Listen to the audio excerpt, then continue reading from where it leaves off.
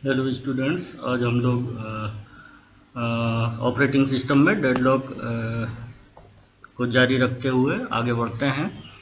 Last turn पे या last lecture पे या प्रीवियस लेक्चर पे आप लोग डेडलॉक के बारे में काफ़ी कुछ जान चुके हैं, लेकिन आज हम चूँकि आप लोगों की डिमांड थी कि ऑब्जेक्टिव टाइप पढ़ाएं, तो उसी लिए हम फिर से थोड़ा सा डेडलॉक में शुरुआत करते हैं और ये कोशिश करते हैं कि इसी जो थ्योरी जो पहले भी आप लोगों को बताया गया है कि जब तक आप थ्योरी नहीं पढ़ेंगे तब तक ऑब्जेक्टिव टाइप क्वेश्चन सॉल्व नहीं हो पाएंगे। ठीक है, तो आप लोगों को थ्योरी तो बताना ही पड़ेगा, उसके साथ साथ हम ऑब्जेक्टिव टाइप क्वेश्चंस भी कुछ सॉल्व कराते हैं। ठीक है, तो ये चूंकि आप लोग प्रीवियस पढ़ चुके हैं कि ये डेडलॉक क्या है। In a multi programming environment several processes may require a finite number of resources, a process requests resources, and if the resources are not available at that time the process enters a wait state। मतलब ये है कि कोई भी process अगर कोई request resource के लिए रिक्वेस्ट डालता है और उस समय रिसोर्स अवेलेबल नहीं है तो प्रोसेस कहाँ जाएगा, वेटिंग स्टेट में जाएगा। ये सारा का सारा आप लोग पढ़ चुके हैं। अंडर नॉर्मल कंडीशंस देखें, अंडर नॉर्मल ऑपरेशंस प्रोसेस में utilise resource in following sequence. मतलब प्रोसेस रिसोर्स को किस सीक्वेंस में यूटिलाइज करता है, सबसे पहले रिक्वेस्ट देता है, फिर यूज करता है उसको, अगर अवेलेबल है उसको असाइन हो जाता है तो उसको यूज करेगा, यूटिलाइज करेगा। यूटिलाइज करने के बाद उसका जब ऑपरेशन परफॉर्म हो जाएगा तो वो रिलीज कर देगा। ये सारा का सारा प्रीवियस लेक्चर में आप लोग पढ़ चुके हैं, तो इसमें ज़्यादा टाइम न लेते हुए हम आगे बढ़ते हैं।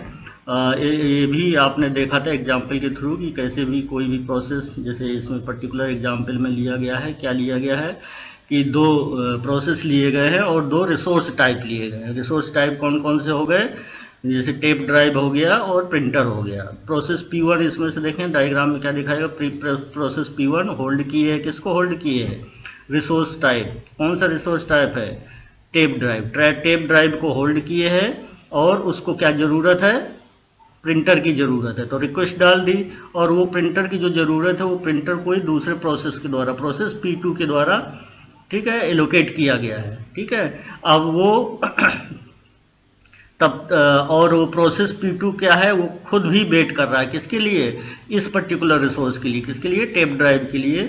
और ये टेप ड्राइव किसके द्वारा होल्ड किया गया है, प्रोसेस P1 के द्वारा। तो ये जो स्थिति आज आ रही है कि मतलब दोनों के दोनों क्या है, वेटिंग कंडीशन में है, कोई भी आगे नहीं बढ़ पा रहा है, तो इस सिचुएशन को क्या बोलते हैं, डेडलॉक सिचुएशन बोलते हैं। ठीक है, तो अगर हम ये कहते हैं कि डेडलॉक, पहले भी बताया था कि कम से कम दो प्रोसेस हों तभी डेडलॉक की स्थिति आ सकती है, और इसमें से एक ही प्रोसेस है और एक रिसोर्स है, एक रिसोर्स है तो जाहिर है कि वो रिसोर्स अवेलेबल है उस पर्टिकुलर प्रोसेस के लिए, तो वो प्रोसेस अपना ऑपरेशन परफॉर्म कर सकता है। इसी तरह से अगर मान लेते हैं एक रिसोर्स टाइप है और दो प्रोसेस हैं, ठीक है, दोनों उसको लेना चाह रहे हैं, ठीक है, तो वो कौन सी स्थिति हो जाएगी, डेडलॉक की स्थिति। सिंपल है, आप लोगों को ये प्रीवियस लेक्चर में बताया गया था, इसको ज़्यादा टाइम ना लेते हुए फिर हम आगे बढ़ते हैं।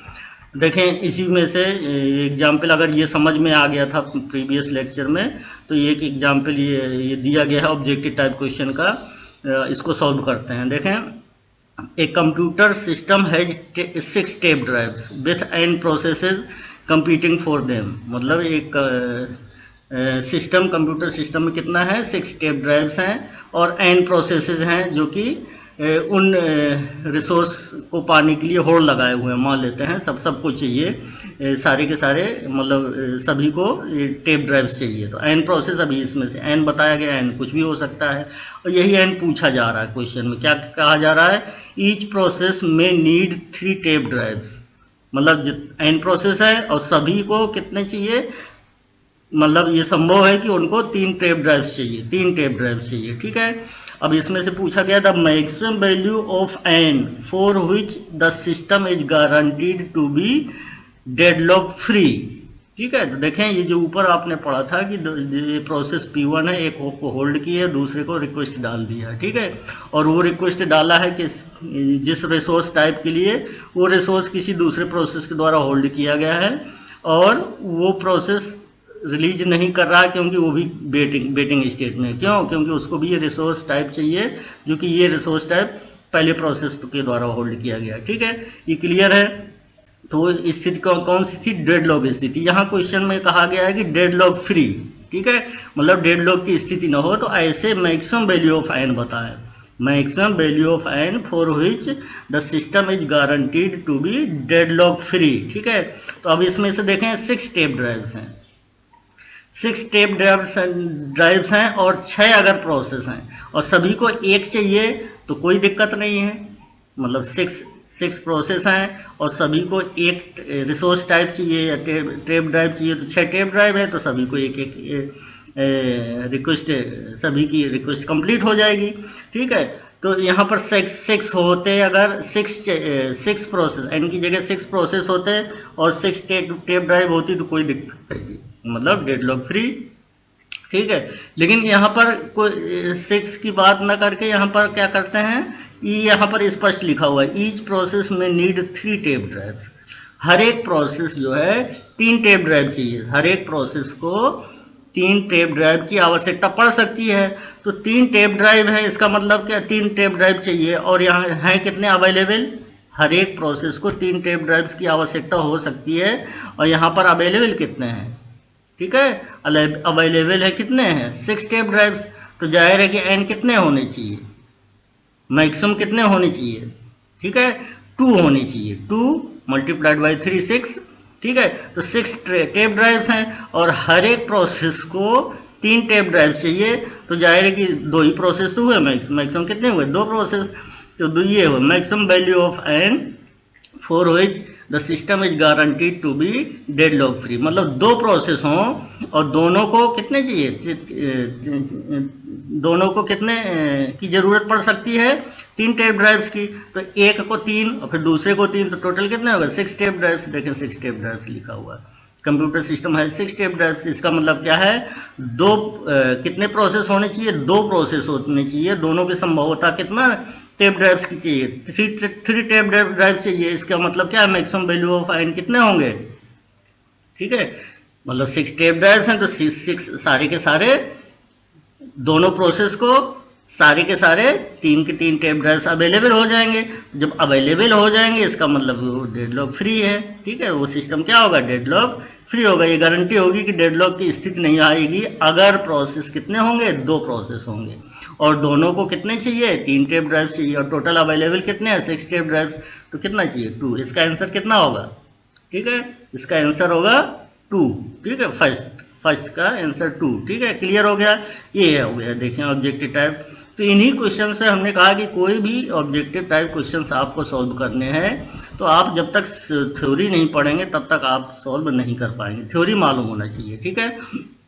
आगे बढ़ते हैं, नेसेसरी कंडीशंस भी आप लोगों को बताया गया था, necessary conditions for deadlock to occur, a deadlock situation can arise if and only. देखो इसको ध्यान से पढ़ेंगे, इस थ्योरी को पूरा का पूरा लास्ट या प्रीवियस लेक्चर में आपको बताया गया था, इसको फिर से ध्यान से पढ़ेंगे, ठीक है। तो ये जितने भी क्वेश्चंस बने हुए हैं इन्हीं से बने हुए हैं, इन्हीं से निकल के बने हुए हैं, इनको आसानी से हम सॉल्व कर सकते हैं। तो ठीक है, देखें ये सारे के सारे क्या बताया गया था कि ये चारों कंडीशंस अगर एक साथ होंगी तभी डेडलॉक की सिचुएशन होगी, ठीक है। ये सिंपल सारे के सारे एक साथ, चारों कंडीशंस कौन सी थी, mutual exclusion, hold and wait, no preemption, circular wait, ठीक है।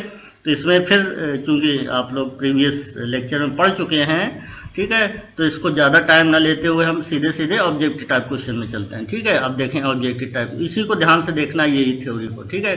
तो इसमें से देखें क्या है, a deadlock situation can arise if which of the following situation hold simultaneously in a system, ठीक है। अब देखो इसमें से ये देखो सीधे सीधे ये लिखा हुआ, a deadlock situation can arise if and only if the following 4 conditions hold simultaneously in a system, मतलब सारी के सारी कितनी 4 कंडीशंस एक साथ होंगी तभी डेडलॉक की स्थिति उत्पन्न हो सकती है, ठीक है। तो इसमें आंसर कौन सा होगा, देखें ए में mutual exclusion, hold and wait, no preemption, circular wait, चारों कंडीशंस होनी चाहिए तभी, वही लिखा है if which of the following situation holds simultaneously in a system. तो कौन सा हो गया लास्ट का आंसर, कौन सा सही हो गया, सेकंड का ई, ऑल ऑफ द एबव, मतलब ये चारों कंडीशंस होनी चाहिए तभी डेडलॉक की सिचुएशंस आ सकती है, ठीक है। क्लियर हो गया? जो वही जो थ्योरी में दिया गया है वही है, ठीक है। तो आपको अलग से पढ़ने की जरूरत नहीं, साथ साथ चलेंगे तो ऑब्जेक्टिव टाइप क्वेश्चंस के आंसर भी मिलते जाएंगे, ठीक है। नेक्स्ट चलते हैं। एट लीस्ट वन रिसोर्स, देखें यहाँ पर क्वेश्चन में लिखा है eight least one resource must be held in a non-shareable mode, that is only one process at a time, that is only one process at a time can use the resource। मतलब ये है कि कम से कम एक process किस mode में होना चाहिए? नॉन शेयरेबल मोड में। नॉन शेयरेबल मोड का मतलब क्या है कि सिर्फ और सिर्फ एक प्रोसेस एट ए टाइम उस रिसोर्स को यूज कर सकता है, ठीक है। स्पष्ट लिखा है, ये क्या है क्वेश्चन में लिखा हुआ है। If another process request that request another process request that resource, the requesting resource must be delayed until the resource has been released, ठीक है। मतलब अगर कोई दूसरा प्रोसेस उस रिसोर्स के लिए रिक्वेस्ट डालता है तो वो resource requesting resource must be delayed, मतलब वो कब तक वेट करना पड़ेगा उस रिसोर्स के लिए, उस पर्टिकुलर प्रोसेस को, जब तक वो रिसोर्स रिलीज नहीं हो जाता। तो this condition for deadlock is referred to as, इस कंडीशन को क्या बोलते हैं डेडलॉक में? देखें ऊपर क्या लिखा हुआ है, इनमें से कहीं कुछ लिखा हुआ है? देखिए इनमें से ये नहीं लिखा हुआ है, नॉन शेयरेबल मोड, ठीक है।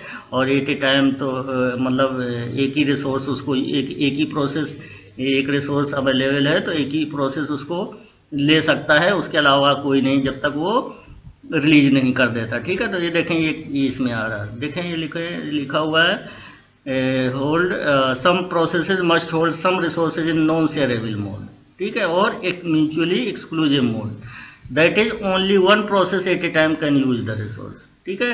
ये देखो ये सारा का सारा लिखा हुआ है क्वेश्चन में, ये सारा का सारा लिखा हुआ है, ठीक है। If another process requests that resource, the requesting resource must be delayed until the resource has been released। ये कहाँ लिखा हुआ है? ये इस पर्टिकुलर कंडीशन में लिखा हुआ है। ये कंडीशन कौन सी होती है? म्यूचुअल एक्सक्लूजन, तो वही लिखा हुआ है। This condition for deadlock is referred to as, कौन सा आंसर होगा? बी आंसर होगा।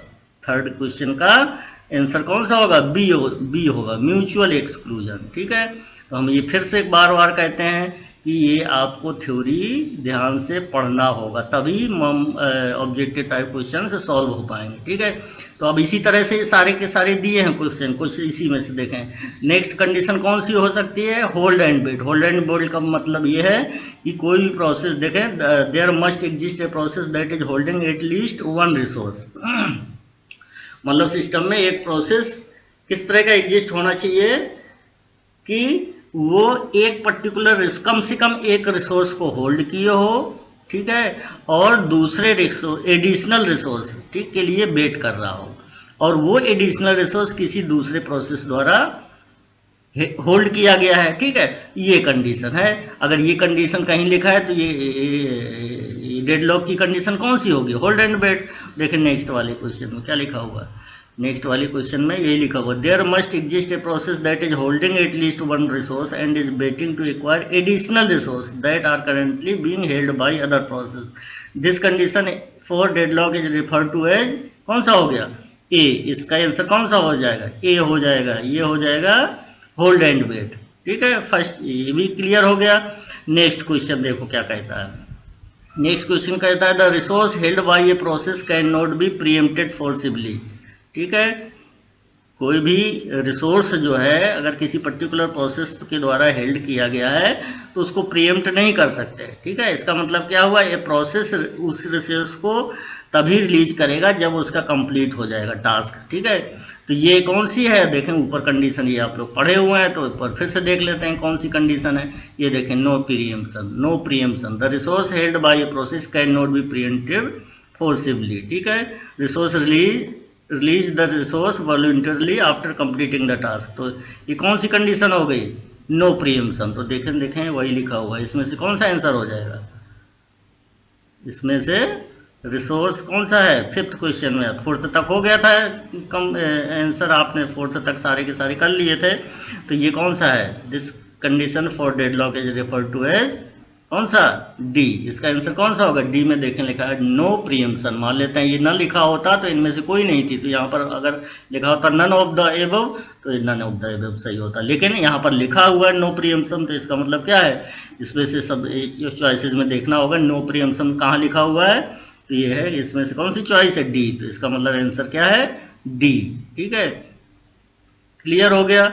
तो फिर आगे बढ़ते हैं कौन सा? There must exist. देखिए चारों कंडीशन ऊपर बता दी गई, नेसेसरी कंडीशन कौन कौन सी थी और सभी के ऑब्जेक्टिव टाइप क्वेश्चन किस तरह से बन सकते हैं ये भी आपने देख लिया।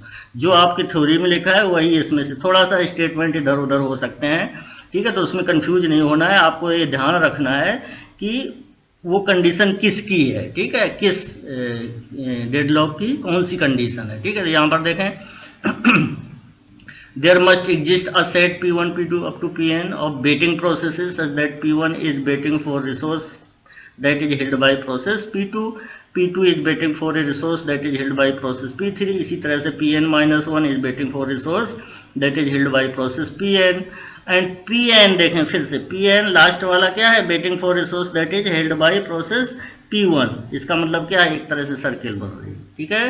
ये कौन सी कंडीशन है? Circular wait. कौन सी? फोर्थ कंडीशन आपको यही बताया गया था, नेसेसरी कंडीशंस में फोर्थ यही बताया गया था। देखें फोर्थ में क्या है? ये सर्कुलर वेट, ठीक है। तो ये सारा का सारा वही लिखा हुआ है, तो ये कौन सी कंडीशन होगी? Circular wait. तो आंसर में जहां भी लिखा हुआ है सर्कुलर वेट वो आंसर सही है। तो देखें कौन सा है, कहाँ लिखा हुआ सर्कुलर वेट? ये लिखा हुआ है this condition for deadlock is referred to as circular wait. तो आंसर कौन सा हो गया? सिक्स्थ का सी सही है, ठीक है, क्लियर हो गया ये। अब आगे बढ़ते हैं, देखें आगे कौन सा क्वेश्चन है? Which of the following condition is required for a deadlock to be possible, ठीक है। ये कुछ थोड़ा सा अलग हटके है क्वेश्चन, थोड़ा सा क्या कह रहा है? Which of the following condition is required for a deadlock to be possible. Deadlock possible होने की संभावना है वो ऐसी कंडीशन बताए, ठीक है। तो देखें कौन सा? Mutual exclusion. नेक्स्ट है ए प्रोसेस में hold allocated resource while awaiting assignment of other resource, ठीक है। इसका मतलब क्या है? फर्स्ट म्यूचुअल है, ये सेकंड कंडीशन कौन सी है? ए प्रोसेस में hold allocated resources while awaiting assignment of other resources, ठीक है। इसका मतलब ये कौन सी कंडीशन है? ये हो गई होल्ड एंड वेट की कंडीशन, ठीक है, ये होल्ड एंड वेट की कंडीशन हो गई। नेक्स्ट क्या है?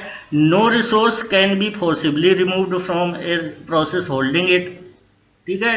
तो इसका मतलब क्या है? ठीक है, ये कौन सी कंडीशन हो गई? ये हो गई नो प्रीएम्पशन की, ठीक है। तो नो प्रीएम्पशन की इसका मतलब क्या है? म्यूचुअल एक्सक्लूजन हो गया। नेक्स्ट कंडीशन कौन सी हो गई? Hold and wait. Next condition कौन सी हो गई? ये थर्ड कंडीशन हो गई नो प्रीएम्पशन की, ठीक है। तो इसमें से देखें ये लिखा हुआ है डेडलॉक टू बी पॉसिबल होने की, ठीक है, एग्जिस्ट नहीं कर रहा है, ठीक है, हो सकता है। तो इसका मतलब ये क्या है? तीनों कंडीशन, उसमें क्या बताया गया था? नेसेसरी कंडीशन बताया था, चारों कंडीशन होनी चाहिए, ठीक है, एक साथ, ठीक है। तो इसमें क्या है? तीन कंडीशंस दिए गए हैं, इसलिए इसमें से ये आंसर कौन सा है? All of the above. मतलब जरूरी नहीं है, जरूरी कौन था? अगर चौथी कंडीशन भी लिखी होती, ठीक है, मतलब हो सकती है। अगर चौथी कौन से सर्कुलर बेड भी हो गए तो कंपल्सरी है कि डेडलॉक की स्थिति आनी ही आनी है, ठीक है। तो इसमें से तीन ऊपर के चॉइसेस जो हैं, तीन कंडीशन सही हैं, चौथी नहीं है, इसलिए हम ये कह सकते हैं डेडलॉक की स्थिति हो सकती है, डेडलॉक टू बी पॉसिबल, ठीक है। तो इसका मतलब आंसर कौन सा है? आंसर डी आंसर है, मतलब डी आंसर है, ठीक है। फोर्थ नहीं है, आंसर नहीं दिया, तो चारों होते अगर तो ये टू बी पॉसिबल नहीं, मतलब मस्ट एग्जिस्ट हो जाता, ठीक है। इसका मतलब क्या है कि यहाँ पर आंसर कौन सा है? फोर्थ का डी। तीन कंडीशन है, एक नहीं है, तो संभावना हो सकती है, ठीक है, तीनों एक साथ आ रही हैं तो संभावना हो सकती है डेडलॉक की, जरूरी नहीं है, ठीक है। तो इसमें आंसर कौन सा होगा? सेवेंथ का डी आंसर होगा, क्लियर। अब आगे बढ़ते हैं, डेडलॉक डिटेक्शन। आगे थ्योरी पढ़ते हैं डेडलॉक डिटेक्शन, ठीक है। वो जो पॉसिबल क्वेश्चंस थे, ये पॉसिबल आप क्वेश्चंस जो प्रीवियस लेक्चर में पढ़ चुके थे, वो पॉसिबल क्वेश्चंस हमने यहाँ पर सॉल्व करवा दिए, ठीक है, डेडलॉक की। अब चलते हैं डेडलॉक डिटेक्शन में। इसमें से देखें क्या है? Resource allocation graph, deadlocks can be described more precisely in terms of A directed graph called a resource allocation graph. ठीक है, मतलब डेडलॉक की स्थिति को हम डिस्क्राइब कर सकते हैं ज़्यादा अच्छे तरह से किस फॉर्म में, डायरेक्टेड ग्राफ के फॉर्म में, और उस डायरेक्टेड ग्राफ को बोलते हैं resource allocation graph. This graph consist of A set of vertices. चूँकि आप लोग प्रीवियस सेमेस्टर में डेटा स्ट्रक्चर पढ़ चुके हैं, उसमें से हमने ग्राफ बताया था, हम ही ने बताया था आप लोगों को। तो उसमें से ग्राफ में क्या होगा, सेट ऑफ वर्टिसेस होंगे, सेट ऑफ एजेस होंगे। ठीक है, तो ये वही लिखा हुआ, the graph consist of set of vertices and set of edges. The set of vertices is partition into two types set of vertices. ठीक है, कौन कौन से हो सकते हैं, सेट ऑफ प्रोसेसेस हो सकते हैं, the set of consisting of all processes in the system and are equal to this R1 R2 the set consisting of all resource types in the system. ठीक है, तो दो क्या हो सकते हैं, वर्टिसेस में क्या है, दो तरह के सेट हो सकते हैं, सेट ऑफ मतलब प्रोसेसेस का सेट भी हो सकता है और रिसोर्सेज का सेट भी हो सकता है। ठीक है, और फिर आगे बढ़ते हैं। Directed edge from process P I to resource type R J is denoted by P I to R J. ठीक है, देखिए यहाँ पर सीधे सीधे हम ग्राफ में चलते हैं, ग्राफ में चलेंगे तभी आपको आसानी से समझ में आएगा। यहाँ पर देखें रिसोर्स, ये रेक्टेंगुलर बॉक्स जो दिए गए हैं इसको हमने रिप्रेजेंट किया रिसोर्सेज से, तो R1 R3 R2। ठीक है, और सर्कुलर में क्या इंडिकेट कर रहा है, प्रोसेसेस P1 P2 P3। ठीक है, तो ये क्या हो गए, वर्टिसेस हो गए। कौन कौन से ग्राफ के वर्टिसेस देखें, R1 R2 और R3 ये वर्टिसेस हो गए, और P1 P2 P3 ये भी वर्टिसेस हो गए। ठीक है, और एज क्या हो गए, ये हो गए डायरेक्टेड एज। ठीक है, देखो एरो के थ्रू बनाया गया P1 टू R1, फिर R1 टू P2। ठीक है, P2 टू R3, फिर देखें R3 टू P3। इसी तरह से देखें R2 से P2 और R2 से P1। ठीक है, ये सारा का सारा क्या है, ग्राफ के थ्रू आपको दिखाया गया है।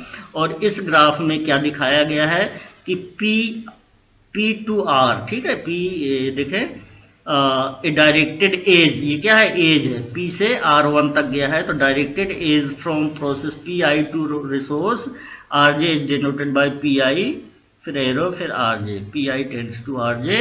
It signifies that process PI requested an instance of resource type RJ। ठीक है, and is currently waiting for that resource. ये हम क्योंकि ये ग्राफ थोड़ा सा हमने जब डेडलॉक शुरुआत किया था तब भी इसी तरह से बताया था आप लोगों को, और अब चूंकि फिर से बता रहे हैं तो अब आपको क्लियर हो जाना चाहिए। तो डायरेक्टेड एज क्या है, देखें P1 से R1 गया है, तो इसका क्या मतलब हुआ, इसका मतलब यह है कि देखें P1 जो है रिक्वेस्ट डाला है किसके लिए, रिसोर्स R1 के लिए। ठीक है, और ये देखो अंदर से एरो आया है, इसका मतलब क्या है, R1 और P2, एक ये हो गए P1 टू R1 और एक ये हो गया R1 टू P2। इसका मतलब क्या है कि ये P2 के द्वारा इस रिसोर्स को होल्ड किया गया है। ठीक है, ये देखो, और ये P2 खुद में रिसोर्स के लिए, इस पर्टिकुलर रिसोर्स के लिए रिक्वेस्ट डाल रहा, P से R गया, इसका मतलब ये क्या है, ये एज है, और ये एज क्या शो कर रही है कि ये पर्टिकुलर प्रोसेस जो है इस पर्टिकुलर रिक्वेस्ट के लिए रिक्वेस्ट डाला हुआ है। ठीक है, और इसी तरह से, और इस पर्टिकुलर रिसोर्स को होल्ड किसने किया है, P3 ने, देखें ये होल्ड किया हुआ, R से P आया है, इसका मतलब क्या है, ये होल्ड किए है। ठीक है, यही सारा लिखा हुआ है, क्या लिखा हुआ है, ए डायरेक्टेड एज फ्रॉम, देखें PI to RJ, it signifies that process PI requested an instance of resource type RJ। Instance का क्या मतलब हुआ, इंस्टांस का मतलब सिंपल में हम ये कह सकते हैं कि number of identical copies of the same type of resource. ठीक है, मतलब क्या है, मान लेते हैं कि आपके सिस्टम में दो प्रिंटर्स हैं। ठीक है, दो प्रिंटर्स हैं, तो रिसोर्स टाइप तो प्रिंटर ही कहलाएगा ना, लेकिन उसके इंस्टांसेज कौन से हो गए, दो हो गए। देखें यहाँ पर, देखें ये दो, मतलब रिसोर्स टाइप तो सेम हो गया, तो identical copies of the same resource type. ठीक है, तो आइडेंटिकल कॉपीज मतलब क्या है, मतलब यहाँ पर कितनी कॉपी हो गई, दो कॉपी हो गई इस एग्जाम्पल में कहें, तो इसका मतलब क्या है, इसके कितने, इस पर्टिकुलर रिसोर्स टाइप R2 के रिसोर्स, ये क्या है, रिसोर्स टाइप R2, तो इसके कितने इंस्टांस हो गए, दो, इसका मतलब इसकी कितनी कॉपीज हैं, दो, या दो। नंबर ऑफ रिसोर्सेज कितने हैं? दो। सिंपल भाषा में हम कहेंगे नंबर ऑफ रिसोर्सेज ही हम यहाँ पर लिख रहे हैं इंस्टांसेज, ठीक है। ठीक है, उसी इस रिसोर्स टाइप के कितने इंस्टांस हो गए? दो हो गए, ठीक है। क्लियर हो गया? तो वही आप आगे बढ़ते हैं। A directed edge from resource type RJ to process PI is denoted by RJ PI, signifying that an instance of resource type RJ has been allocated to process PI. Instance of resource RJ, देखें R2, इसका मतलब क्या है? एक copy hold किए गया है। मान लेते हैं ये प्रिंटर है R2, सिंपल, ठीक है। तो रिसोर्स टाइप तो प्रिंटर हो गया, लेकिन दो प्रिंटर है तो एक प्रिंटर को कौन सा होल्ड किए? P2 होल्ड किए है, और एक प्रिंटर को P1 होल्ड किए, ठीक है। क्लियर हो गया? अब आगे बढ़ते हैं। A directed edge PI to RJ is called an request edge and a directed edge RJ to PI is called an assignment edge, ठीक है। ये जो डेफिनेशन आपको लिखा है इसी को ध्यान से देखेंगे, इसी से कई सारे क्वेश्चंस निकल के आएंगे, ठीक है। जो आपकी डिमांड थी ऑब्जेक्टिव टाइप पढ़ा है, तो देखो पहले ये पढ़ेंगे तब ना हम ऑब्जेक्टिव क्वेश्चन सॉल्व कर पाएंगे। तो यहाँ पर देखें, ये जो डायरेक्टेड ग्राफ दिखाया गया है इसको बोलते हैं रिसोर्स एलोकेशन ग्राफ, ठीक है। तो इसमें से देखें P1 से R1 ये एज गई है, इसका मतलब क्या है? ये है रिक्वेस्ट एज P1 से R1। इसी तरह से R1 टू P2, इसका मतलब क्या है? ये कौन सी एज कहलाएगी? ये देखें असाइनमेंट एज। इसका मतलब क्या है? असाइनमेंट एज कौन सी हो गई? वो हो गई जिसमें से ये दिखता है कि कौन सा रिसोर्स किसके द्वारा होल्ड किया गया है, सिंपल भाषा में। और रिक्वेस्ट एज कौन सी होगी? वो एज होगी जिसमें से क्या शो होता है कि कौन सा प्रोसेस किस रिसोर्स के लिए वेट कर रहा है, किस रिसोर्स के लिए वेट कर रहा है। तो देखें P1 रिसोर्स R1 के लिए वेट कर रहा है। क्यों वेट कर रहा है? क्योंकि R1 जो है P2 के द्वारा होल्ड किया गया है, ठीक है। क्लियर हो गया? अब यही सारा का सारा इसमें आगे लिखा हुआ है। अब ये बात समझ में आ गई तो अब कोई दिक्कत नहीं आई। जो हमने बताया है अभी बताया वही सारा लिखा हुआ। The sets P, R and E R कौन है? P क्या है? Sets of resources. P क्या है? P क्या है? सेट ऑफ रिसोर्सेज है। P set of processes. और R क्या है? Set of resources. और E क्या है? सेट ऑफ एजेज, ठीक है। तो जब ये सारा का सारा आपने देख लिया तो हम इसको इस तरह से भी लिख सकते हैं। देखें P क्या है? सेट ऑफ प्रोसेसेज हो गए। R क्या है? यहाँ इस पर्टिकुलर केस में कितने? 3 प्रोसेसेज का सेट हो गया, तो Pn की जगह क्या होगा? P3 हो गया। और R क्या है? रिसोर्सेज है, तो यहाँ पर कितने रिसोर्सेज हैं? 3 रिसोर्सेज हैं, ठीक है। तो यहाँ पर ठीक है, यहाँ पर भी R3 हो जाएगा, ठीक है। और यहाँ पर देखें एज, ये कितनी सारी एजेज हैं, देखें काउंट करें 1 2 3 4 5 6 एजेज हैं। तो देखें यहाँ पर ई में दर्शाया गया है, क्या दर्शाया गया है, क्या दिखाया गया है? P1 R1 P2 R3 R1 P2 कितने हैं? 1 2 3 4 5 6 यही हैं सारे। देखें P1 R1, ठीक है, R1 P1 R1 फिर P2 R3, ठीक है। और फिर क्या है? R1 P2 फिर R3 P3, ठीक है।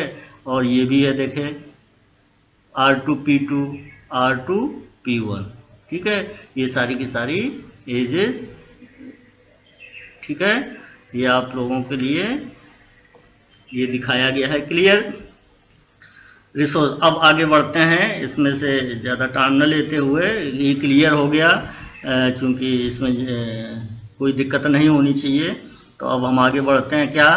प्रोसेस स्टेट्स देखें, वही जो अभी हमने बताया था कि P1 R1 का क्या मतलब हुआ कि प्रोसेस P1 रिक्वेस्ट डाल रहा है किसके लिए? R1 के लिए। अब P1 R1 के लिए वेट कर रहा है। R1 क्या है? रिसोर्स, तो वही लिखा। Process P1 is holding in instance of resource type R2।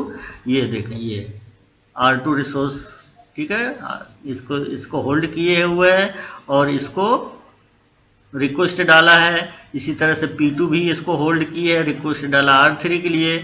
और R1 को होल्ड किए है P2 और ये रिक्वेस्ट डाला इसके लिए। इसी तरह से R3 को होल्ड किए P3, ठीक है।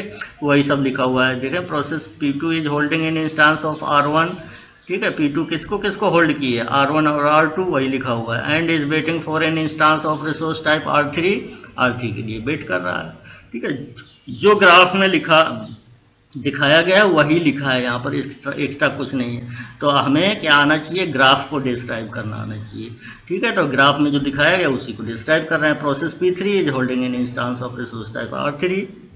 देखें प्रोसेस इस पर्टिकुलर ग्राफ में क्या दिखा रहा है, ये दिखा रहा है, तो वही हमने यहाँ डिस्क्राइब कर दिया। ठीक है, क्लियर। अब आगे बढ़ते हैं, क्या है, on the basis of resource allocation graph. देखें ध्यान रखेंगे, अब यहीं से क्वेश्चन से ज़्यादा ये जितना भी लेक्चर हम ले रहे हैं इसका, इसी से काफ़ी सारे क्वेश्चंस बनते हैं। ठीक है, ऑब्जेक्टिव टाइप क्वेश्चन बनते हैं, तो इसको ध्यान से देखना है, तभी जितने भी क्वेश्चंस इनसे बनेंगे वो आप आसानी से सॉल्व कर सकें। देखें, on the basis of resource allocation graph it can be easily shown that if the graph, ये वेरी इंपॉर्टेंट पॉइंट्स लिखे हुए हैं, इसके अलावा हमने कुछ नहीं लिखे, इंपॉर्टेंट पॉइंट ही लिखे हुए हैं।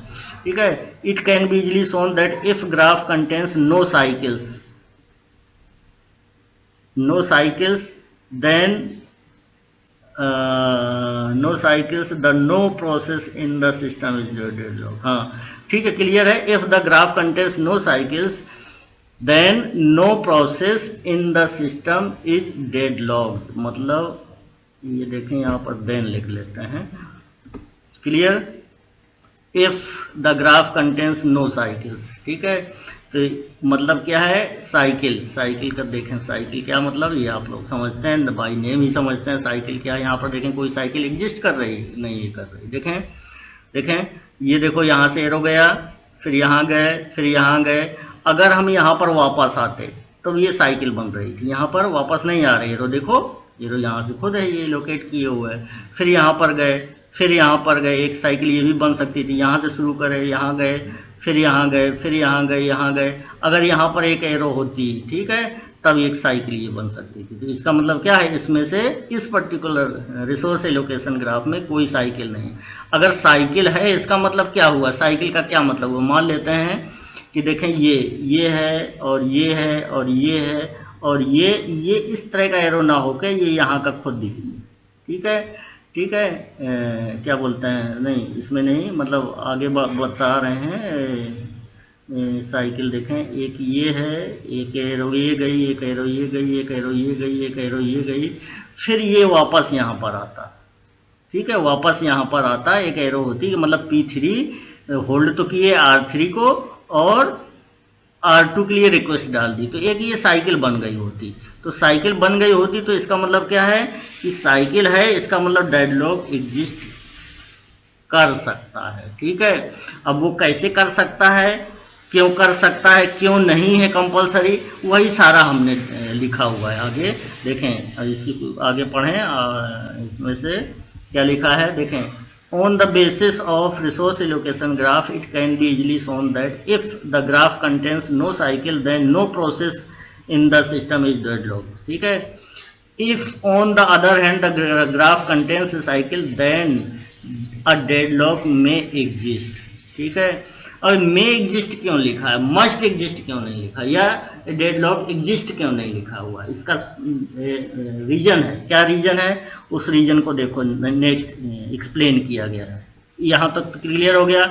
इसका मतलब यह है कि किसी भी रिसोर्स एलोकेशन ग्राफ में अगर साइकिल नहीं है, इसका मतलब वहाँ पर कोई भी ऐसा प्रोसेस नहीं है जो कि जो नंबर ऑफ प्रोसेसेस उसमें इन्वॉल्व हैं उसमें से डेडलॉक स्थिति नहीं है। ठीक है, अब अगर ऐसा नहीं है, इसका मतलब क्या है कि उसमें क्या है, साइकिल एग्जिस्ट कर रही है, किसमें, रिसोर्स एलोकेशन ग्राफ में, तब डेडलॉक की स्थिति हो सकती है। Then a deadlock may exist. ये दो पॉइंट क्लियर रखने हैं। अब आगे चलते हैं। If each resource type has exactly one instance आप लोग समझ चुके हैं। ठीक है, मतलब एक ही कॉपी है, इसका मतलब वन इंस्टांस हो गया। दो कॉपी हैं, इसका मतलब उसी रिसोर्स टाइप के दो इंस्टांस हो गए। तीन कॉपी हैं तो तीन इंस्टांस हो गए। चार कॉपी हैं, चार इंस्टांस। इसमें से क्लियर हो गया। चार कॉपी का मतलब क्या है, मतलब सेम टाइप ऑफ रिसोर्स हैं। ठीक है, मान लेते हैं 4। इसका मतलब क्या है, ये रिसोर्स टाइप तो सेम ही हुआ और उसकी कॉपीज कितनी हो गई, 4 हो गई। अभी आपको प्रिंटर बताया था कि प्रिंटर 2 हैं, इसका मतलब उसके रिसोर्स टाइप तो वो सेम प्रिंटर ही हुआ, लेकिन उसकी कॉपीज कितनी हो गई, उसकी नंबर ऑफ प्रिंटर्स कितने हो गए, 2 हो गए। ये सारा का सारा क्लियर हो गया है, आप लोगों को अभी बताया था। अब आगे बढ़ते हैं। If each resource type has exactly one instance, then a cycle implies that a deadlock has occurred. ठीक है, मतलब अगर हर एक सिस्टम में जितने भी रिसोर्स हैं, हर एक रिसोर्स का सिर्फ और सिर्फ एक कॉपी है, और वो सारे के सारे रिसोर्स किस में आ रहे हैं, उस पर्टिकुलर साइकिल में आ रहे हैं, तब वो ये है कि इसका मतलब क्या है, डेडलॉक हो चुका है, डेडलॉक की स्थिति आ चुकी है। ठीक है, और अ cycle in the graph is both necessary and a sufficient condition for existence of the deadlock. इसका मतलब क्या है कि अगर सिस्टम में, ठीक है, जितने भी रिसोर्स टाइप हैं, हर एक का एक इंस्टांस है या एक कॉपी है, और वो सारे के सारे एक साइकिल एग्जिस्ट कर रही है, उसमें सारे के सारे ये प्रोसेस या रिसोर्स इन्वॉल्व हैं, तो इसके केस में क्या है कि ये क्या है कि ये डेडलॉक के लिए कौन सी कंडीशंस हो सकें, दोनों हो सकते हैं, necessary and a sufficient condition for the existence of the deadlock. ठीक है, if each resource type has several instances, मतलब कई इंस्टांसेस हैं, then a cycle does not necessarily imply that a deadlock occurred. ठीक है, इसलिए ये लिखा था, क्या लिखा था, the graph contains a cycle then a deadlock may exist, जरूरी नहीं है। ठीक है, तो वही लिखा था। इसका मतलब क्या है कि अगर एक है रिसोर्स टाइप के इंस्टांसेस है, जितने भी इन्वॉल्व हैं रिसोर्स, उनके क्या है, एक कॉपी है, तो उस केस में तो डेडलॉक आना ही आना है, डेडलॉक की स्थिति होना ही होना है। ठीक है, लेकिन अगर एक से ज़्यादा है तो उस केस में डेडलॉक हो भी सकता है। ठीक है, लेकिन उसके लिए नेसेसरी कंडीशन नहीं है। ठीक है, वो सफिशिएंट कंडीशन नहीं, इसीलिए यहाँ पर लिखा है डेडलॉक में एग्जिस्ट। कैसे, उसको आगे एक्सप्लेन करेंगे, इसको पहले देख लें, आगे बढ़ते। If each resource type has several instances then a cycle does not necessarily imply that a deadlock occurred. In this case a cycle in the graph is a necessary but not a sufficient condition for the existence of the deadlock. Simple, necessary and sufficient condition deadlock के लिए कौन सी है कि अगर cycle, मतलब graph में cycle है और उस पर्टिकुलर साइकिल में जितने भी रिसोर्सेज इन्वॉल्व हैं या दिख रहे हैं, उन सारे के सारे रिसोर्स टाइप में मतलब एग्जैक्टली सिर्फ और सिर्फ एक इंस्टांस हो सभी रिसोर्सेज का। ठीक है, और दूसरे केस में क्या है, ये कौन सा केस है, नेसेसरी एंड सफिशिएंट कंडीशन। दूसरा क्या है कि अगर कई इंस्टांस है रिसोर्स टाइप के, तो भले ही साइकिल है तो जरूरी नहीं है, मतलब क्या है, नेसेसरी कंडीशन तो है लेकिन सफिशिएंट कंडीशन नहीं है, किसके लिए, for the existence of the deadlock. वही लिखा हुआ है, a cycle in the graph in this case, किस केस में, if each resource type has several instances then a cycle does not necessarily imply that a deadlock occurred. ठीक है, in this case a cycle in the graph is necessary but not a sufficient condition for the existence of the deadlock. ठीक है, तो ये point जो है बहुत important है, इसको कई तरह से क्वेश्चंस में पूछा जा सकता है। अब हम चलते हैं, आगे बढ़ते हैं। ठीक है, इसी रिसोर्स एलोकेशन ग्राफ देखें, एक और है इसी रिसोर्स एलोकेशन ग्राफ, क्योंकि आप लोग पढ़े हैं तो इसी में से देखें ये आता है, इसी से हम निकाल सकते हैं process wait for graph. Process wait for graph देखें, ये रिसोर्स एलोकेशन ग्राफ है, इसमें से ये एरो गया है, यहाँ पर गया है, और अगर हम ये यहाँ को रिसोर्स को हटा दें तो ये P1 से सीधे सीधे कहाँ पर आएंगे, P2, P1 P2। इसका मतलब क्या है, P1 P2। ठीक है, इसको हटा देंगे तो P1 P2 और P3 आएगा, P2 P3 क्यों आएगा, क्योंकि ये P2 इसको रिक्वेस्ट डाला हुआ R3 को होल्ड किया गया P3 के द्वारा। ठीक है, तो ये हम P2 P3, तो यही देखो, अगर हम इसको हटा दें तो ये क्या बचा, ये बचा देखें P1 P2 P3। तो ये जो ग्राफ निकल के आया किससे, रिसोर्स एलोकेशन ग्राफ से, तो इसको बोलते हैं प्रोसेस वेट फॉर ग्राफ। ठीक है, तो a process wait for graph can be obtained by collapsing resource symbols in the resource allocation graph. देखो, इसको हमने हटा दिए। ठीक है, तो ये क्या निकल के आया, P1 P2 और P3। ठीक है, तो ये क्या हो गया, wait for graph, process wait for graph. An edge from P1 to P2 indicates that process P1 process wait for graph अगर ये बना हुआ है ये, तो इसका मतलब क्या है, P1 टू P2, इसका मतलब क्या है कि P1 जो है किसको रिक्वेस्ट डाले हुए है, P2 को। ठीक है, हाँ, यहाँ पर ध्यान देना है, ये यहाँ पर देखो कंफ्यूज ना हो तो हम फिर से यही रिसोर्स एलोकेशन ग्राफ में चलते हैं। ये क्या, P1 रिक्वेस्ट डाला रिसोर्स के लिए, न कि प्रोसेस के लिए, लेकिन वो ऐसे रिसोर्स के लिए रिक्वेस्ट डाला है जो कि वो रिसोर्स होल्ड किए गया है P2 के द्वारा। तो यहाँ पर देखें वही है P1 to P2। इसका मतलब क्या है, इसका मतलब ये है कि an edge from process P1 to P2 indicate that the process P1 is waiting for a resource currently held by P2। ठीक है, इसका मतलब क्या है, यही है। यहाँ पर हमने रिसोर्स हटा दिया तो यहाँ पर प्रोसेस वेट फॉर ग्राफ निकला है, लेकिन उसका मतलब तो यही है कि प्रोसेस P1 किसके लिए वेट कर रहा है, रिसोर्स, पर्टिकुलर रिसोर्स के लिए वेट कर रहा है, और वो उस पर्टिकुलर रिसोर्स को होल्ड किया गया P2 के द्वारा, तो वही एरो बनाएगा P1 P2। ठीक है, इसी तरह से P2 P3, इसका मतलब क्या है, P2 P3 क्या इंडिकेट करता है, ये इंडिकेट करता है कि process P2 is waiting for a particular resource that is currently held by process P3। मतलब P2 एक रिसोर्स के लिए वेट कर रहा है और वो रिसोर्स, पर्टिकुलर रिसोर्स किसके द्वारा होल्ड किया गया, प्रोसेस P3 के द्वारा। ठीक है, क्लियर हो गया। तो प्रोसेस वेट फॉर ग्राफ, तो इसमें इससे भी क्वेश्चन बनता है। तो अब हम आगे चलते हैं।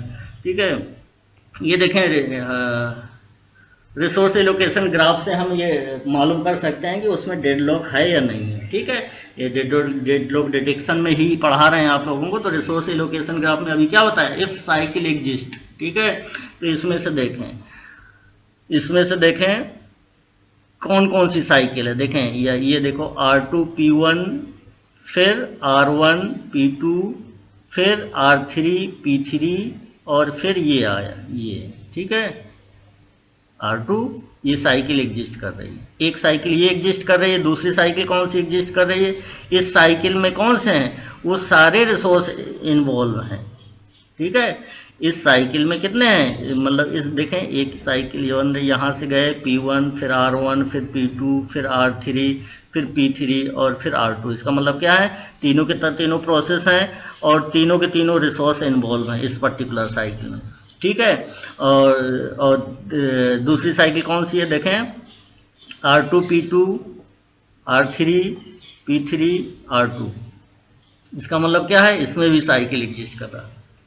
इसका मतलब क्या है कि जो रिसोर्स इन्वॉल्व हैं इस पर्टिकुलर साइकिल में, वो सारे के सारे जो साइकिल्स दिखाई गई हैं वो सारे के सारे रिसोर्स किसी न किसी पर्टिकुलर प्रोसेस द्वारा होल्ड किया गया है, और वो रिसोर्स के लिए किसी न किसी प्रोसेस के द्वारा रिक्वेस्ट भी डाली, होल्ड एंड वेट भी कर। ठीक है, इसका मतलब ये कहाँ चला गया, ये सारा का सारा डेडलॉक की स्थिति आ गई।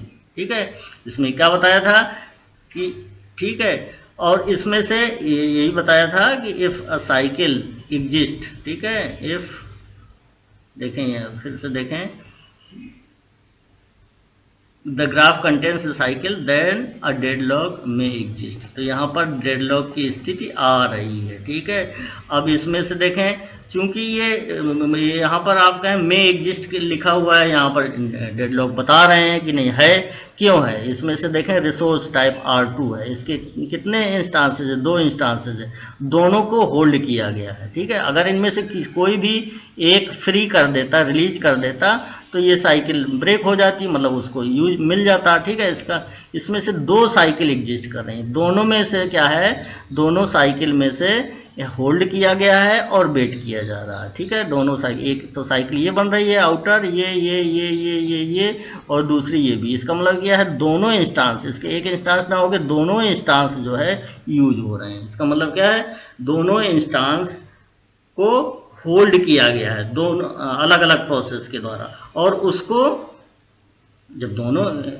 होल्ड किया गया है और उसी के लिए रिक्वेस्ट डाल रहा है। इसका मतलब क्या है कि साइकिल में जो भी इन्वॉल्व है, जितने भी इंस्टांसेज इन्वॉल्व हैं, वो जितने भी इंस्टांसेज अवेलेबल हैं इस पर्टिकुलर रिसोर्स के लिए, वो दोनों के दोनों साइकिल में इन्वॉल्व हैं। ठीक है, तो इसका मतलब क्या है, यहाँ पर डेडलॉक है। ठीक है, तो इस रिसोर्स एलोकेशन से हम क्लियर कर सकते हैं कि यहाँ पर डेडलॉक की स्थिति है। दूसरा क्या है, यहाँ पर देखें, अब वो अगर नहीं क्लियर हो रहा है तो अब क्लियर हो जाएगा। यहाँ पर देखें, a resource allocation graph with a cycle but no deadlock. ठीक है, देखें यहाँ पर साइकिल है फिर भी डेडलॉक नहीं है, इसीलिए उसमें लिखा था graph with cycle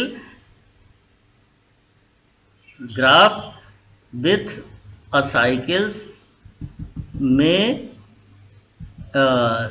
indicates that there may be a deadlock। ठीक है, इसमें से क्या था, देखें, on the other hand the graph contains a cycle then a deadlock may exist। ठीक है, then a deadlock may exist। तो देखें यहाँ पर साइकिल है, may exist लिखा हुआ है, इसीलिए हमने बताया था कि इसमें कंफ्यूज ना हो।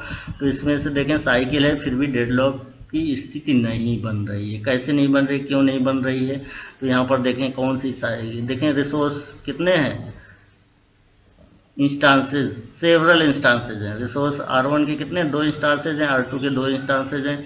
P1 ने रिक्वेस्ट डाला R1 के लिए, लेकिन R1 के दोनों रिसोर्सेज को होल्ड किया गया है P2 और P3 के द्वारा। इसी तरह से P3 ने R2 को लिए रिक्वेस्ट डाला है, लेकिन R2 के दोनों इंस्टांसेज को होल्ड किया गया है किसके द्वारा, P1 और P4 के द्वारा। तो यहाँ पर साइकिल कौन सी बन रही है, P1 R1 P3 R2 R2 P1। ठीक है, ये साइकिल बन रही है। अब इसमें से देखें प्रीवियसली जो अभी हमने बताया था, क्या बताया था कि उसमें से जितने भी रिसोर्स टाइप हैं उनके क्या हैं, जितने भी इंस्टांसेज हैं वो साइकिल में इन्वॉल्व हो रहे थे। ठीक है, वो साइकिल में आ रहे थे। ठीक है, तो इसमें से देखें इस साइकिल में वो सारे इंस्टांस नहीं आ रहे हैं। देखें ये और ये। ठीक है, तो इसमें से देखें P2 रिलीज कर सकता है, साइकिल में नहीं है। इसका मतलब P2 क्यों रिलीज कर सकता है, क्योंकि ये वेट नहीं कर रहा है, किसी दूसरे रिसोर्स के लिए वेट नहीं कर रहा है। इसका मतलब ये रिलीज कर सकता है। तो ये मतलब ये क्या है कि इस P1 को ये रिक्वेस्ट मिल जाएगी, मतलब ये सेटिस्फाई हो जाएगी उसकी रिक्वेस्ट। ठीक है, तो कोई दिक्कत नहीं है। इसी तरह से P3 इसको वेट कर रहा है, किसके लिए, R2 के लिए। तो R2 के इंस्टांसेस को कौन सा होल्ड किए, P1 होल्ड किए हैं और P4 भी होल्ड किए हैं। तो यहाँ पर क्या है कि P4 खुद में वेट नहीं कर रहा है, तो ये रिलीज कर सकता है। इसका मतलब इसकी रिक्वेस्ट भी कंप्लीट हो सकती है, मतलब P1 की भी रिक्वेस्ट कंप्लीट हो सकती है, P3 की भी रिक्वेस्ट कंप्लीट हो सकती है। जब रिक्वेस्ट कंप्लीट हो गई इसका मतलब कोई डेडलॉक नहीं। रिक्वेस्ट कंप्लीट नहीं होती है तब फिर वो डेडलॉक की स्थिति होती है। क्यों नहीं कंप्लीट होती है, क्योंकि वो किसी दूसरे प्रोसेस के द्वारा होल्ड किया गया है और वो प्रोसेस खुद में वेट कर रहा है। यहाँ पर ऐसी स्थिति नहीं, देखें P2 खुद किसी को वेट नहीं कर रहा है, तो जाए ये रिलीज कर देगा रिसोर्स को, तो ये यूज कर लेगा। और यहाँ पर P4 किसी रिसोर्स के लिए वेट नहीं कर रहा है, तो जाए ये रिलीज कर देगा, तो ये प्रोसेस P3 को की रिक्वेस्ट कंप्लीट हो जाएगी। तो कोई डेडलॉक नहीं। क्लियर हो गया।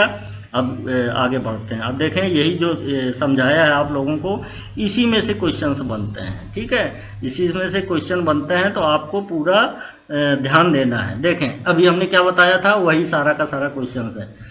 N edge from process Pi to Pj in wait for graph indicates that wait for graph में क्या बताया था,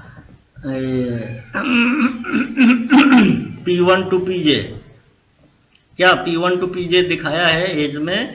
एज तो इसका मतलब क्या हुआ, इसका मतलब ये है कि P1 जो है ऐसे रिसोर्स के लिए वेट कर रहा है जो कि वो रिसोर्स होल्ड किया गया किसके द्वारा, Pj के द्वारा। देखें an edge from P1 to P2 indicate that process P1 is waiting for a resource currently held by process P2। बस ये अगर मालूम है आपको तो यही आंसर जहां लिखा है वही सही है। तो ये आंसर कहाँ लिखा हुआ, देखें Pi is waiting for process Pj to release a resource that Pi needs। ठीक है, Pi is waiting for Pj to release a resource that Pi needs। Next क्या लिखा, Pi is waiting for Pj is waiting for, Pj तो है Pi to Pj लिखा है, तो एक तो ये वाला हो सकता है, दूसरा ये Pi is waiting for process Pj to leave the system। ठीक है, Pj ये भी नहीं, Pj is waiting for ये भी नहीं है, तो इसमें से क्या है, लीव द सिस्टम लिखा हुआ है। ठीक है, तो सिस्टम से लीव तो होना नहीं है।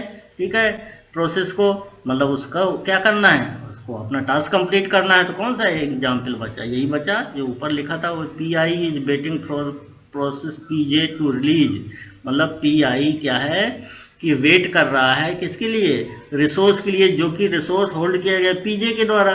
तो पीजे जब रिलीज कर देगा तो उसको रिक्वेस्ट मिल जाएगी, तो वही लिखा हुआ है। पीआई क्या इंडिकेट कर रहा है, P I is waiting for process P J to release a resource that P I needs. ठीक है, तो इसका आंसर कौन सा हो गया, फर्स्ट आंसर ए। ठीक है, next question, if the wait for graph contains a cycle.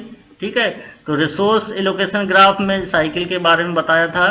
ठीक है, तो उसी तरह से ये भी है वेट फॉर ग्राफ के लिए, क्योंकि उसी से तो निकल के आया है वेट फॉर ग्राफ। ठीक है, तो इसमें से क्या है, if the wait for graph contains a cycle then a deadlock does not exist, ये गलत है। देन ए डेडलॉक एग्जिस्ट, ये सही है। ठीक है, then the system is in safe state, either deadlock exist और सिस्टम इज इन सेफ। ठीक है, तो ये सारे के सारे गलत है। ठीक है, कौन सा सही है, बी वाला सही है, देन ए डेडलॉक एग्जिस्ट। ठीक है, क्लियर हो गया। Next, if there is no cycle in the resource allocation graph it indicates that. ठीक है, अगर रिसोर्स एलोकेशन ग्राफ में कोई साइकिल नहीं है तो इसका क्या मतलब है, ये क्या शो करता है, इसका मतलब वहां पर डेडलॉक नहीं है। ये कहाँ हमने बताया था, थ्योरी में बताया था, यही सबसे पहले यही बताया था। मतलब हमने कहा था इंपॉर्टेंट पॉइंट्स ये 3-4 पॉइंट हैं, ये ध्यान रखने हैं। तो यहाँ पर देखो ये लिखा हुआ है, तो ये आपको जब तक पढ़ेंगे नहीं तब तक आप क्वेश्चन को सॉल्व नहीं कर पाएंगे। देखें ये क्या लिखा हुआ है, if the graph contains no cycles then no process in the system is deadlock. ठीक है, क्लियर है। तो क्या है आगे, यही ये 4-5 पॉइंट जो बताए थे यही मेन है, इन्हीं में से कई सारे क्वेश्चंस अराइज हो रहे हैं। ठीक है, तो क्या है फर्स्ट, ये नेक्स्ट यही हो गया, if the wait for graph contains a cycle then a deadlock exist, इसका बी आंसर सही है सेकंड का। ठीक है, सेकंड का बी आंसर सही है। और थर्ड का, आगे बढ़ते हैं, थर्ड में चलते हैं, if there is no cycle in the resource allocation graph it indicates that no deadlock exist, तो इसका भी आंसर बी सही है। इसका क्या है, अगर साइकिल है तो डेडलॉक एग्जिस्ट कर रहा है, बी आंसर है। इसमें बी में क्या लिखा, नो डेडलॉक एग्जिस्ट।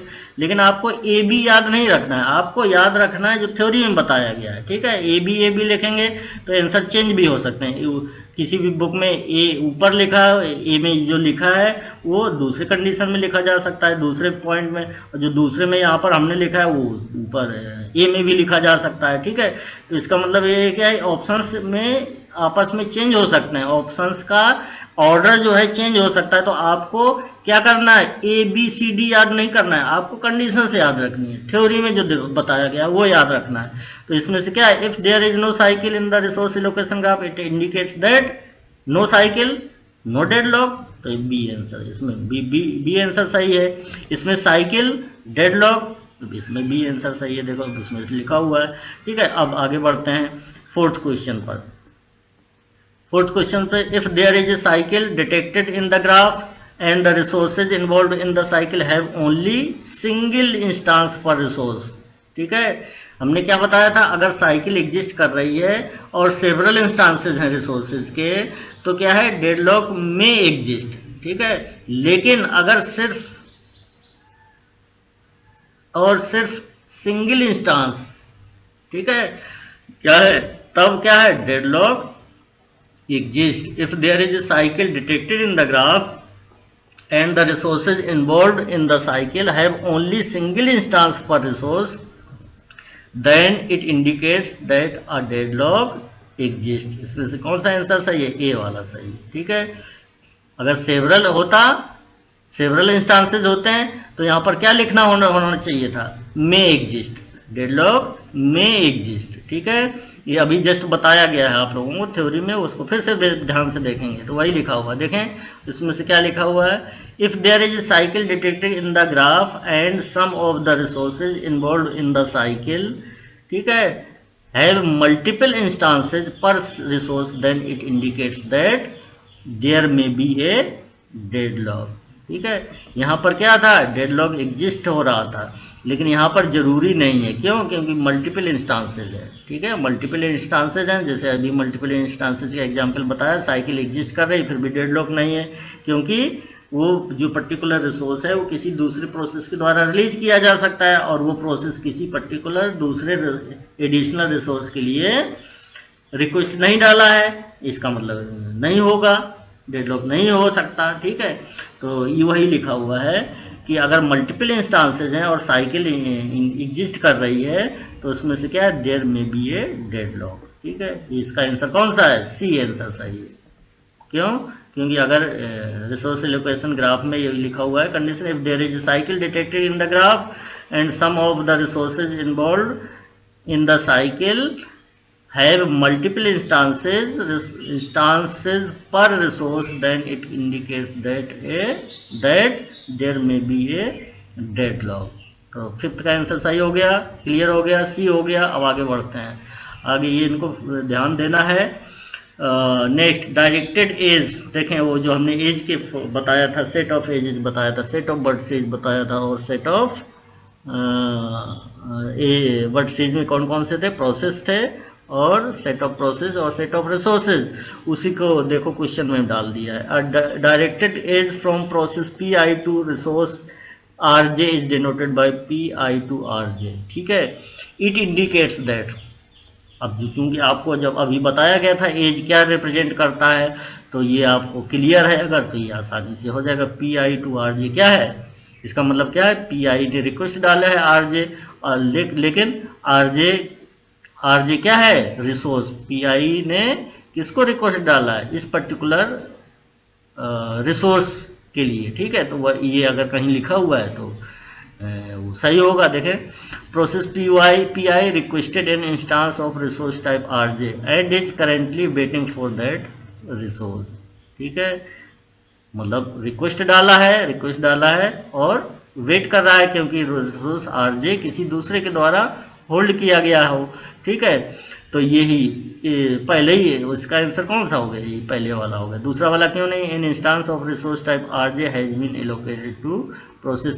तो कोई भी रिसोर्स अगर किसी प्रोसेस के लिए एलोकेट हो जाता है तो उसको इस तरह से रिप्रेजेंट नहीं करते हैं। किस तरह से रिप्रेजेंट करते हैं, R J to P I. इसका मतलब सेकेंड वाला गलत है, थर्ड वाला भी गलत है, फर्स्ट वाला ही सही है। थर्ड वाला क्यों गलत है, process P I requested an instance of resource R J and is not currently waiting. ठीक है, इसका क्या मतलब है, इसका मतलब लिखा है कि पी आई ने रिक्वेस्ट डाली है आर जे और उसके लिए वेट नहीं कर रहा, and is not currently waiting for that resource. ऐसा नहीं है, जब वेट ही नहीं कर रहा है, ठीक है, तो ये भी गलत है। ठीक है, इन इंस्टांस ऑफ, ये किसके रिसोर्स एलोकेशन के टर्म में है, बात कर रहे हैं, रिसोर्स एलोकेशन ग्राफ के टर्म में बात हो रही है। In instance of resource R J has not been allocated to process P I. ठीक है, तो ये रिसोर्स एलोकेशन ग्राफ में कौन सा प्रोसेस किसको एलोकेट नहीं हुआ ये रिप्रेजेंट नहीं करते, कौन से प्रोसेस किसको एलोकेट, कौन सा प्रोसेस ने किस रिसोर्स के लिए रिक्वेस्ट डाली है, और कौन सा रिसोर्स किस प्रोसेस के लिए एलोकेट हो गया है। ये असाइनमेंट एज और रिक्वेस्ट एज, ये दो बताया गया और ये नहीं कहा गया है। ठीक है, तो दो ही तरह से रिप्रेजेंट किया जा सकता है। इसका मतलब इसमें से कौन सा है, ये पी आई आर जे, इसके लिए आंसर फर्स्ट ही सही है, ये सही है। ठीक है, next, directed edge from resource R J to resource P I, ये क्या है, ये कौन सी एज हो गई, ये हो गई, ये क्या है, R J to P I. इसका मतलब आर जे को होल्ड की है पी आई, बस इतना ये मालूम होना चाहिए। पी आई क्या है, ये इस पर्टिकुलर एग्जाम्पल में क्या है, पी आई जो है रिक्वेस्ट डाला है आर जे के लिए, इसमें से R J request R J allocate हो गया है पी आई, या पी आई के द्वारा आर जे को होल्ड किया गया है। तो यही जहां लिखा होगा वही आंसर सही है। It indicates that process P I requested an instance of resource R J, ये गलत है, रिक्वेस्ट नहीं डाला। ठीक है, इससे रिप्रेजेंट नहीं होता कि रिक्वेस्ट डाला हो, इससे क्या represent, an instance of resource type R J has been allocated to process P I, ये वाला सही है। ठीक है, तो इसमें से देखें ऑर्डर थोड़ा सा चेंज हो गया है, ये आपको थोड़ा सा चेंज करना होगा। इसमें से देखें ई एफ जी एच लिख दिया है, कोई दिक्कत नहीं है। तो इसमें से कौन सा सही है, ये सही है, ये वाला सेकंड वाला आंसर सही है। Process P I requested an instance of R J, ये भी गलत है। An instance of resource R J has not been allocate, ये भी गलत है। कौन सा है, ये सेकंड वाला आंसर सही है, सेवेंथ का सेकंड वाला आंसर सही है। ठीक है, रिसोर्स एलोकेशन ग्राफ क्लियर है। अब आगे कौन सा क्वेश्चन बनता है देखें, ये वही जो अभी आपको बताया था, directed edge PI to RJ is called a, क्या बोलते हैं PI to RJ, इसको क्या बोलते हैं रिक्वेस्ट एज। तो इसमें कहीं लिखा है रिक्वेस्ट एज, ए में लिखा है, इसका मतलब ए वाला आंसर सही है। ठीक है, a directed edge from RJ to PJ is called an, RJ to PJ मतलब इसका मतलब क्या है, PJ किसको एलोकेट किया है, इस पर्टिकुलर रिसोर्स को एलोकेट किया है या होल्ड किया हुआ, तो ये इसको क्या बोलते हैं, इसको बोलते हैं असाइनमेंट है। ठीक है, तो इसमें कौन सा आंसर सही है, इसमें से बी वाला आंसर सही है, असाइनमेंट है। ठीक है, क्लियर। अब आगे बढ़ते हैं, आगे कौन सा क्वेश्चन है, ये क्वेश्चन है क्लियर, लास्ट है ये। If each resource type has several instances, ठीक है, if each resource type has several instances then a cycle in the graph is, यहाँ पर फिल इन द ब्लैंक। ठीक है, for the existence of the deadlock. ठीक है, तो ये क्या है, if each resource type has several instances not a single instance, हमने क्या लिखा हुआ है यहाँ पर, several instances, then a cycle in the graph is, ये कौन सी कंडीशन है, कौन सी कंडीशन है, इसमें कौन सी कंडीशन सही है, बी वाली कंडीशन सही है। ठीक है, वही, then a cycle in the graph is a necessary but not a sufficient condition. ठीक है, ये ऑब्जेक्टिव टाइप क्वेश्चन है, तो उसका आंसर कौन सा है, सेकंड वाला सही है। If each resource type has several instances then a cycle in the graph is a necessary but not a sufficient condition for the existence of the deadlock. देखो यही लिखा है, हमने जो पॉइंट बताए थे 3-4 पॉइंट, 4-5 पॉइंट, उसी में से ये लिखा हुआ। देखें यार, ध्यान देखेंगे, ये जो लिखा हुआ है, if each resource type has several instances, तो देखें शुरू में चलते हैं जहाँ रिसोर्स लोकेशन ग्राफ में थ्योरी में बताया गया था, तो यही लिखा हुआ है, sufficient both necessary and sufficient condition. दूसरा क्वेश्चन भी बन सकता था, और necessary but not a sufficient condition. ठीक है, तो ये दोनों तरह से पूछा जा सकता था, हमने एक ही क्वेश्चन डाला है इसमें, तो आपको दोनों ध्यान रखना है। देखें ये लिखा हुआ है, इफ ई, देखो वही लिखा हुआ है, if each resource type has several instances then a cycle does not necessarily imply that a deadlock has occurred. In this case cycle in the graph is a necessary but not a sufficient condition for the existence of the graph deadlock, यही लिखा हुआ है। ठीक है, अगर several instances नहीं होते, क्या होते, एग्जैक्टली वन इंस्टांस, तब क्या होता, देन क्या था, इन this case cycle in the graph, ठीक है, represents a both a necessary and sufficient condition for the existence of the deadlock. तो हमने क्या बताया कि ऑब्जेक्टिव टाइप जो आप लोगों की डिमांड थी, वो आज बता दिया गया है कि ऑब्जेक्टिव टाइप क्वेश्चन लेके पढ़ाया गया है आप लोगों को।